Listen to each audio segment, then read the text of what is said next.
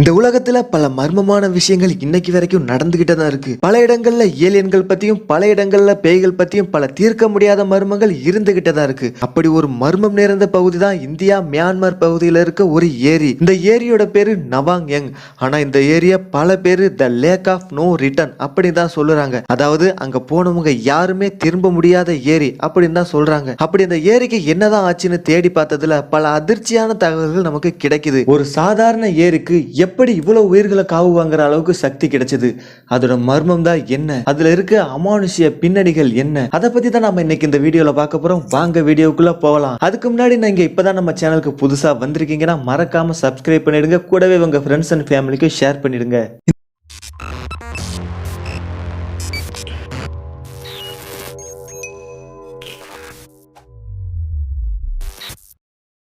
இந்த கதை இரண்டாம் உலக போர்ல தான் ஆரம்பிக்குது. இரண்டாம் உலக போர் நடந்துகிட்டு இருக்கும்போது இந்த ஏரிக்கு மேல ஒரு விமானம் பறந்துருக்கு. இந்த விமானத்துல இருந்து விமானி அந்த ஏரிய தர நினைச்சு தவறுதலா விமானத்தை தரையிறக்கிருக்காரு. ஆனா இது ஏரின்றதுனால இந்த விமானம் ஏரிக்குள்ளேயே போயிடுச்சு. அப்படி ஏரிக்குள்ள போன விமானம் திரும்பி வரவே இல்லை, காணாமே போயிடுச்சு. ஆனா இந்த விமானத்தை பத்தி இது வரைக்குமே எந்த தகவலுமே கிடைக்கல. பிறகு இந்த ஏரிக்குள்ள போய் யாரும் பார்க்கல அப்படின்னு நீங்க கேட்கலாம்.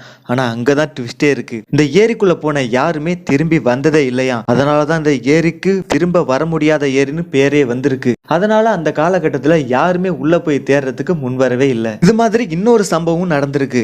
ஜப்பான் நாட்டு ராணுவ வீரர்கள் சில பேர் போர் முடிஞ்சதும் அவங்க நாட்டுக்கு திரும்பறதுக்காக இந்த ஏரி வழியா போலான்னு முடிவு பண்ணிருக்காங்க. ஆனா இப்படி போன ஒரு கூட்டமே ஏரிக்குள்ள காணாம போயிருக்கு. அவங்க எல்லாரும் ஏரியோட மறுபக்கத்துக்கு வரவே இல்லைன்னு சில பேர் சொல்லியிருக்காங்க. ஆனா சில பேர் அவங்க எல்லாரும் மலேரியா வந்து தான் இறந்தாங்கன்னு சொல்லியிருக்காங்க.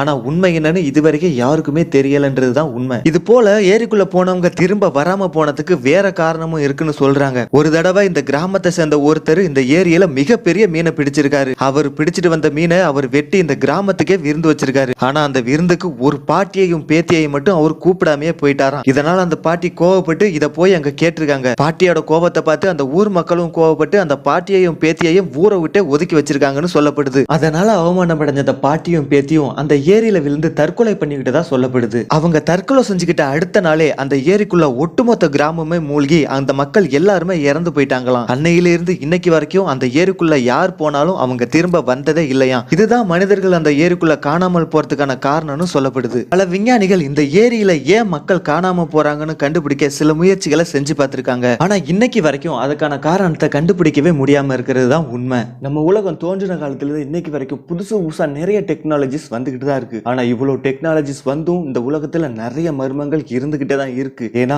அதுதான் இயற்கை. ஓகே வேஸ், கண்டிப்பா இந்த வீடியோ உங்களுக்கு பிடிச்சிருக்கும் நம்புறோம். மறக்காம லைக் பண்ணிடுங்க, ஷேர் பண்ணிடுங்க, சப்ஸ்கிரைப் பண்ணிடுங்க. நீங்க பண்ற ஒரு சப்ஸ்கிரைப் தான் எங்களை மேலும் மேலும் பல வீடியோக்கள் போட தூண்டுதல் அமைன்றதை மறந்துடாதீங்க. நன்றி, வணக்கம்.